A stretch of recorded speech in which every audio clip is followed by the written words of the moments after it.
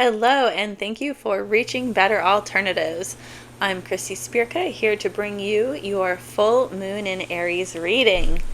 We have some very interesting energy on the table for you, but first let's talk about what is the full moon in Aries and what does that mean for us in astrological terms. When the moon is full, it is in direct opposition to the sun on the other side of the planet. And so it gets to absorb all of the energy from the sun and reflect it back to us. When the moon is new, it comes between us and the sun and absorbs all the energy and prevents it from getting to us. We're still getting energy from the sun, but it's not being reflected back off the moon. It's being reflected directly between the moon and the sun. And so when the moon is full, we are receiving all of that solar energy being reflected off of the moon, and it amplifies the energy of the moon. And the moon is our emotional undercurrent. And depending on what sign the moon is in, will really kind of create the flavor or experience that the moon is kind of highlighting with its energy at this point in time.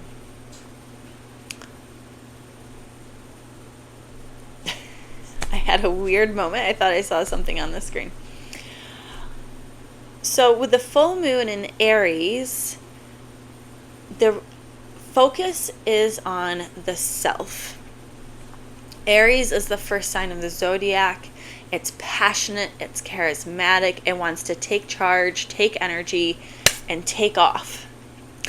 When the moon is in full, it's in direct opposition to the sun. And right now the sun is in Libra, the sign of relationships, diplomacy, the love of beauty, care, comfort, nice things, wanting to make sure that everybody feels good, weighing all options before making a decision.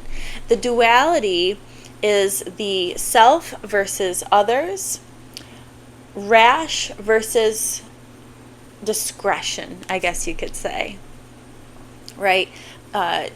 Taking the information and deciding what will be the best option.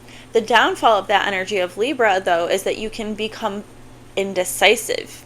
You can become caught up in all of the answers instead of focusing on the thing. Where the downfall of Aries is to be so brash that you cause problems, right? It can become selfish. It can be focused on me. And let's just do this thing, right, to the detriment of others. So this the full moon is really about finding balance between knowing when it's appropriate to put yourself first against the needs of others, knowing when to maybe slow down and think things through a little bit. And the full moon is about releasing, right? The moon is releasing the energy of the sun on us. So we are releasing energy in our lives. And it's really about releasing the blocks around pursuing our passion in life, pursuing our purpose in life, releasing the blocks around self-destructive habits. Where are we our own worst enemy? Releasing habits of selfishness, right? But also maybe releasing habits of selflessness, right? So it's really about releasing anything that's getting in your way with aligning with your soul purpose. You can see my video about the Dharma cycle that I just posted to kind of learn a little bit more about what I interpret your soul purpose to be, and tuning in to how to figure that out for yourself. So as I was pulling cards for this reading, I'm really, it's really interesting. So let's dive into the cards. I'm pulling Caroline Myss archetype cards to kind of just reflect on what energy we're currently in, what areas of our life that this full moon is really highlighting for us. And what came out was two cards, and I thought these were so appropriate. So we have the Knight, right? We have the energy of that take charge and get up and go. But then the energy of the poet also came out. And this is very reflective of Libra energy. Libra is ruled by Venus. So I love that both of these cards came out. It really represents the duality. And, you know, what is the exact opposite of the Knight is the poet, right? The Knight is there to kind of take charge and to champion the cause, where the poet is there to make peace and love and to remind people of the finer things in life. So we have these two dualities coming out, really reflecting that kind of struggle of knowing when it is appropriate to fight and when it is appropriate to lay down, knowing when it is appropriate to run off into the night and when it is appropriate to sit and bemuse, reflect on things, you know. So yeah, I really love this energy for this full moon. It's really, really reflective, pun intended, of the archetypal energy of Aries and Libra as it's being, and the poet is all about symbolism, right? Representing things in a metaphorical way. And I can't think of a better metaphorical way of representing Aries and Libra than the poet and the Knight. So what's interesting is that for the cards that I laid out for the areas of the overall energy of the month, love, money, work or career, health and spirit, 3 of the 4 Knights came out. The Knight of Wands, the Knight of Cups, and the Knight of Swords. So the Knight of Pentacles is the only Knight that didn't come out. And 2 of the Knights are actually reversed. And then also the King of Wands came out, which is very Aries energy as well. It's fire energy anyway. So let's dive into these cards and what they're representing. We have the first card for the overall energy is the Knight of Wands energy. The Knight of Wands is that, and you can see, and I love this deck, they use the Knights on motorcycles. You can see the Knight of Wands is like pedal to the metal, let's go. Like he is over that steering wheel and he is ready to go. But it's reversed, which is telling us to slow down. Do not be so quick to rush into things. Take time to think about that energy of the poet. And what's interesting too is the Knight of Wands reversed is again a great expression of that Knight and poet energy, right? The Knight of Wands is very charismatic. We also have the Knight of Cups, which is more of that poet energy.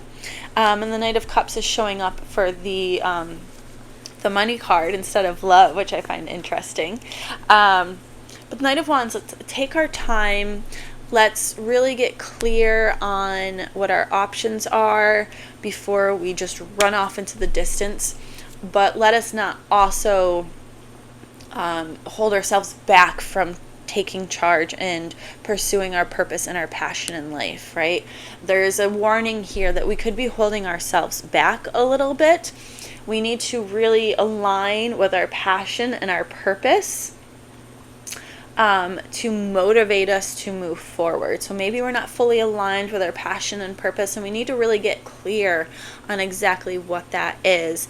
And with the Knight of Cups in the money position, it's a reminder that when we pursue our heart, the money will follow, right? And he's just trucking along, drinking his coffee, chilling, like really taking time to just enjoy life. Don't get so caught up in needing to push that pedal to the metal. Really be in the moment, be present, take it all in, drink in the moment, right? And abundance will flow, right, where your heart goes first. In the and then in work, we have the Knight of Swords reversed. And the Knight of Swords is also take charge energy. I'll show you the card upright. He's popping that wheelie. He's like ready to go, but it's reversed energy, right? This is really, we have several planets that are in retrograde: Neptune, Jupiter, Saturn, Pluto just turned direct or is about to, and Chiron as well. I think I'm missing one more. There's a lot of like slow down energy that's happening right now. And the Knight of Swords is usually about, you get an idea, take off after it. The Knight of Swords reverse is like, really think about this idea. Make sure it's in alignment. Again, we have the Knight of Cups with the money upright. And the Knight of Wands is also reversed. We really want to, so we have technically 4 knights on the table, right? This energy is, make sure you're in alignment with your passion, follow your heart, but make sure that we're not necessarily overthinking it, but we're analyzing it from that heart-centered place, right? Like, don't let the monkey mind get in the way of pursuing your heart, right? Really lead from that heart-centered place. Don't think too much about it. Because again, that energy of the Libra can leave us very indecisive. Like, oh, I see this, I see that. We're always weighing things. And the Knight of Swords reversed here is like, don't overthink it. We don't want to move too fast without thinking, but there should be a balance. And it really, as long as we come from that heart-centered place, that embodiment of our passion, our purpose, our why, it will lead us forward. Which brings me to the card for relationships, is the King of Wands. And we have here represented by a feminine figure, which I absolutely love. She's tending her fire, and she is just chilling, right? She understands that by putting the why first and pursuing the passion, everything comes to fruition. And Libra is about relationships. The message of this full moon is when we can take care of ourselves first, we are better able to serve those around us. Again, that idea of the Dharma cycle comes back into play here. And from that place of taking care of the self, we are better able to ensure those around us are also taken care of. So this King of Wands energy in this relationship position is really reminding us that magic gets to happen when we come from that passion place, that heart-centered space of pursuing our why and our passion, right? We want to move. The Knight of Wands reverse is reminding us to move thoughtfully. The Knight of Swords is don't overthink it. And the Knight of Cups is telling us really follow your heart. And if you follow your heart, you won't need to overthink it. But again, how do we release ourselves from getting in our own way? Sometimes we can be our own worst enemy. We have here in the health position the Hermit reversed. And the Hermit is really a reminder that we have the light within us to lead the way, right? We have the light within that we can bring without to light the way. But it's reversed here. So, again, it seems as though we might be kind of getting that Knight of Swords energy. We might be getting in our own way. Maybe the Knight of Swords is also like, don't be there's some fear around speaking your truth, right? Maybe so. And here's the duality, and you get to decide where you fit into this.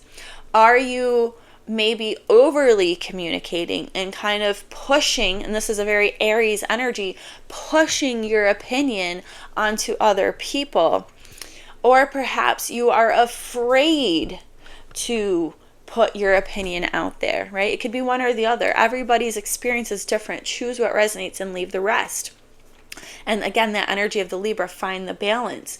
When it is appropriate to speak up without being overbearing, but not to the point of that we hide ourselves either, right? Knowing and coming, again, that embodiment, tuning inward, right? The reverse cards can also be reflective of like inward energy, right? Really tuning into that inner sage energy will allow us to speak our truth. And then our spirit of is the Three of Cups reversed. This is a card of celebration. This could be about really celebrating the self, right? Again, oftentimes I look at these reverse cards, instead of outward energy, it's inward energy. And this is not like the Six of Wands energy where we're like the pride, and this is like, again, we have the energy of the relationship. What is the relationship to self? How can we celebrate the relationship to self? From tuning into that heart-centered place. And again, that poet, right? Being able to then express that energy in a deeply meaningful and supportive way, a deeply loving way, right? We have the Knight of Cups and the Three of Cups on the table. Loving the self first, knowing that sometimes being selfish is the best thing, but also knowing when to balance that selfishness, right? We don't want to be selfish at the detriment of others, but we do want to be selfish in that we know how to put our needs first so that we can take care of ourselves in the ways that are necessary in order to be of service, right? A knight can't go into battle with a broken leg, right? And our Ascended Master is Mahakahan, I can't say his name, he is the energy of the teacher. And let me just read for you. I meant to have the book in there. This card is about learning and teaching. You've learned a lot from your experience in relationships, and now it's time to pass that knowledge along to others. So again, this Hermit energy, right? Where are you refraining to speak up when it's necessary? Your current situation is bringing you opportunities for spiritual growth and teaching you some important life lessons. As soon as you understand and accept these lessons, old patterns will drop away and be replaced by wonderful new experiences. What is the blessing that this situation has brought to me? There's a lot of energy around maybe it's time to be a teacher. What better way to express the self than to teach others? And okay, Mahakohan. He was a divine director, regarded as a great spiritual teacher whose students included Saint Germain, who's also another Ascended Master in this book. He's involved with world government leaders, intuitively guiding them towards peaceful resolutions. Call upon him for help with esoteric learning, spiritual efforts, or towards world peace. We clearly need that with this upcoming election season here in America. Right? How can, and maybe there's, a deeper underlying societal message here. How can we champion our cause, but from a place of expressing it in that poetic, heart-centered, meaningful way to teach others how to find balance in self and in relationship with others, right? And that's just on a societal scale. But on a personal level, what can we learn about everything that has brought us to this point so that, what have we learned about the self? How to tune into the self, right? With the eclipse portal behind us, the full moon in Pisces was about ending karmic cycles in a really big way, to create new meaningful cycles. And the new moon in Libra was all about developing new relationships, right? Coming from that place of peace, and really learning from how relationships have informed us in our lives up to this point. And now with this full moon in Aries, it's again brought back to the self, right? We've planted the seeds of intention, and now we really need to think about what is it that we have to do to put ourselves first in the most meaningful and productive way, so that the people in our lives can truly benefit, right? And because when the people in our lives benefit, they get to fulfill their purpose and we get to benefit from that as well. It becomes a mutually beneficial feedback loop. Understanding that, knowing when it is appropriate to be selfish and leading from that heart-centered place, releasing any blocks or any self-defeating habits that are getting in the way of you following your passion and your purpose in life, fulfilling your dharma in life, right? And really celebrating everything that you've learned that has brought you to this point to help propel you as you move forward into the next chapter of your life. So I hope that this message reaches those who need to hear it most, and that it was able to help you in some way, shape, or form. We will be back with the new moon in Scorpio in about 2 weeks. It's on November 1st, the Day of the Dead, Dia de los Muertos. And in the meantime, really just think about knowing how to pursue your passion in life, eliminating the blocks that get in the way, whether that's overthinking or that self-doubt. Really lean in and remember everything that you have learned that has brought you to this point, so that you can be the knight in shining armor for yourself and for those that you love around you. So if you liked this reading, please like this video and subscribe to my channel to stay tuned for the next reading. And also stay tuned for my next episode of Conversations with Christie. I hope you have a wonderful full moon, and I will see you soon. Namaste, friends.